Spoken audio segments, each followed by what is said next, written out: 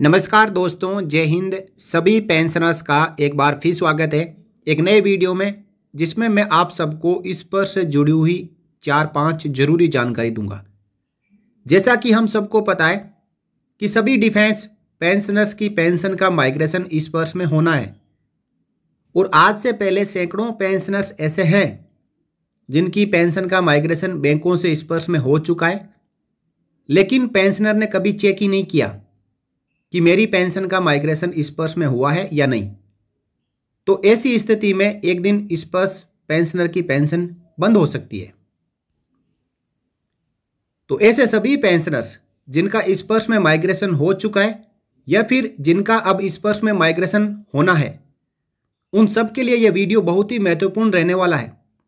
इस वीडियो में मैं आपको माइग्रेशन स्टेटस चेक करने के साथ साथ इस वर्ष में यूजर नेम पासवर्ड बनाने, उसके साथ साथ पेंशन डाटा वेरिफिकेशन और इस पर से डॉक्यूमेंट को कैसे डाउनलोड करना है, ये सब जानकारी दूंगा।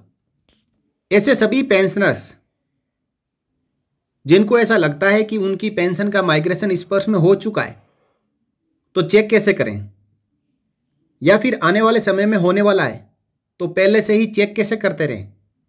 तो इसके लिए आपको spurs.defensepension.gov.in इस वेबसाइट को ओपन करना है, जहाँ पे आपको एक अलर्ट दिखाई देगा। उसी के नीचे एक ऑप्शन आएगा टू नो योर आइडेंटिफिकेशन और लाइफ सर्टिफिकेट और माइग्रेशन स्टेटस, क्लिक हेयर। यहाँ से भी आप कर सकते हो, नहीं तो आपको ऑप्शन में जाके भी माइग्रेशन स्टेटस और आइडेंटिफिकेशन चेक करने का ऑप्शन मिलेगा, वहाँ से भी आप कर सकते हो।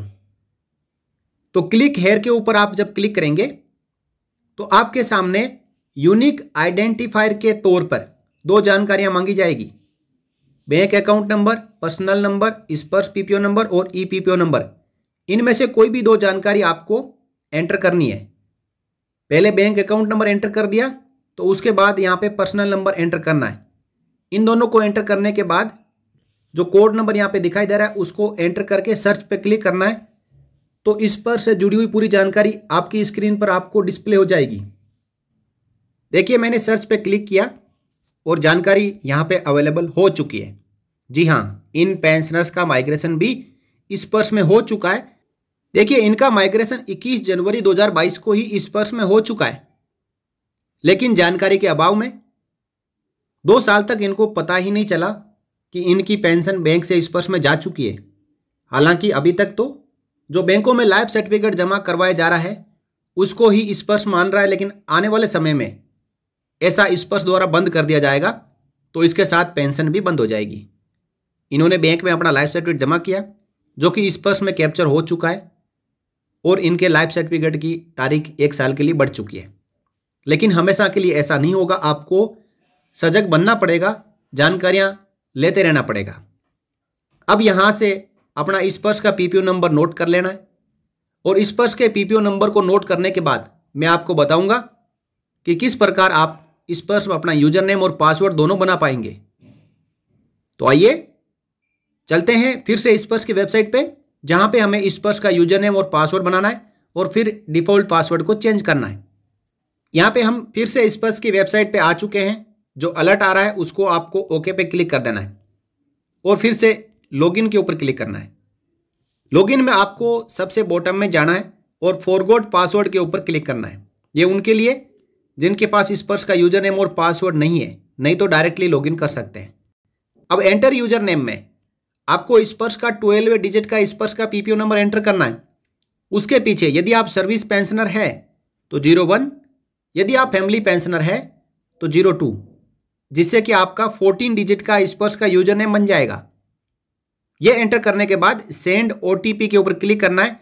तो ये ओटीपी उसी मोबाइल नंबर में जाएगा जो मोबाइल नंबर आपका पेंशन डाटा के साथ में रजिस्टर्ड है। उस ओटीपी को एंटर करने के बाद सबमिट पे क्लिक करना है। तो सेंड ओटीपी पे क्लिक करते ही एक मैसेज दिखाई देगा आपको, 1 time password has been send to registered mobile number, please enter the same here to proceed. तो पासवर्ड को नोट करें और यहाँ पे ओके पे क्लिक करें। उसके बाद पासवर्ड एंटर करने के लिए विंडो ओपन होगा। तो यहाँ पे ओटीपी विंडो में जो ओटीपी है उसको अब एंटर करें। तो ओटीपी जो मैसेज में आया है उसको आपको देख लेना है और यहाँ पे एंटर करना है।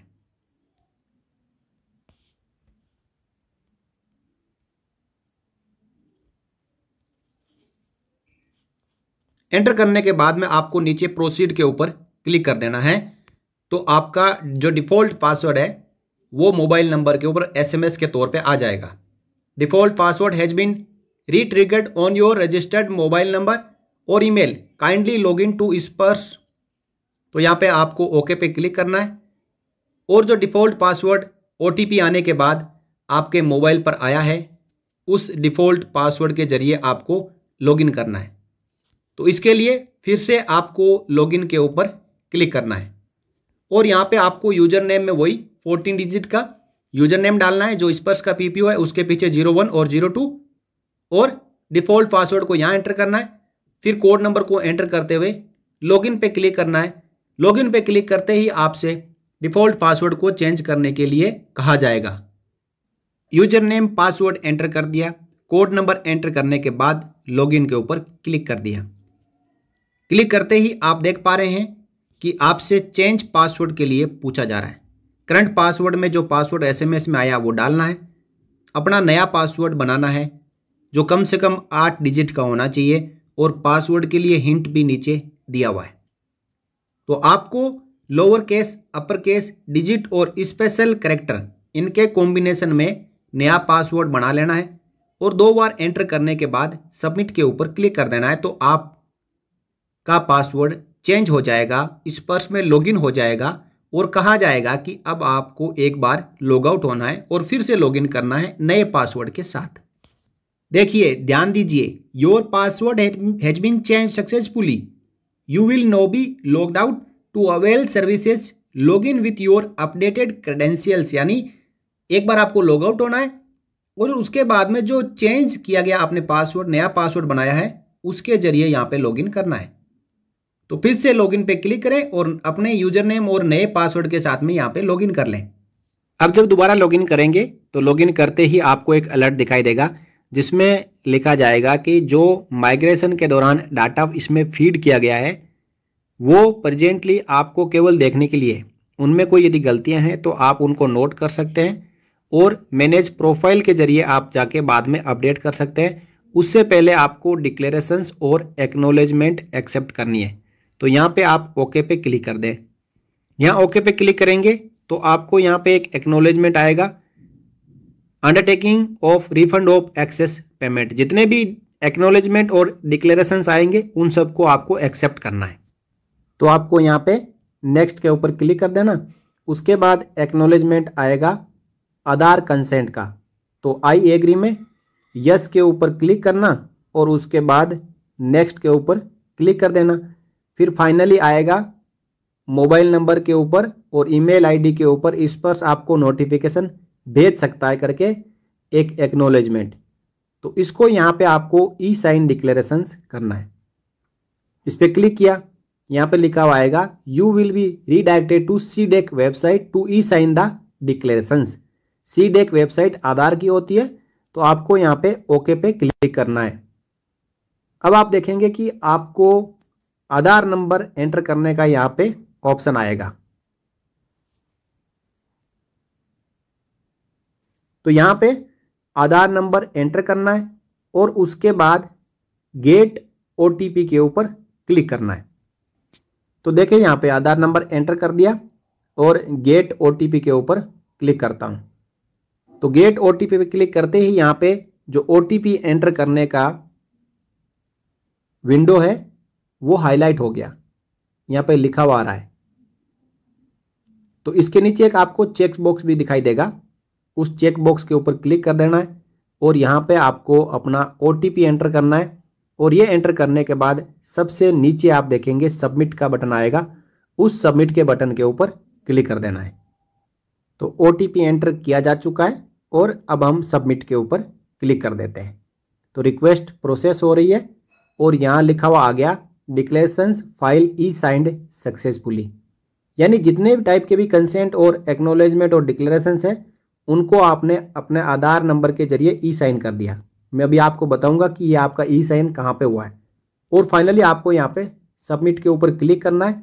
Do you wish to submit declarations, click okay to proceed. Okay पे आप क्लिक कर दें। हो गया क्लिक। अब एक्नॉलेजमेंट आ गया कि आपने जो डाटा यहाँ पे डिक्लेरेशंस के जरिए एक्सेप्ट किया है वो सक्सेसफुली सबमिट हो चुका है। और अब आप जैसे ही ओके पे क्लिक करेंगे तो एक बार फिर इस पर से लॉग आउट हो जाएंगे। तो मैंने ओके पे क्लिक कर दिया तो इस पर से लॉग आउट हो चुके हैं। दोबारा से यूजर नेम और पासवर्ड के साथ में लॉगिन करना है। तो इतना काम रहता है पेंशन डाटा वेरिफिकेशन में। तो इस प्रकार आपने पेंशन डाटा वेरिफिकेशन भी कंप्लीट कर लिया। अब जब आप इस पर्स में लॉगिन करेंगे तो आपको माय डॉक्यूमेंट, लाइफ सर्टिफिकेट और आइडेंटिफिकेशन, माय प्रोफाइल और ट्रैक सर्विस रिक्वेस्ट ये सब होम पेज पे नज़र आएगा। आप चाहें तो इन 3 लाइन पे क्लिक करके आप यहाँ से अपनी सर्विस रिक्वेस्ट जान सकते हैं।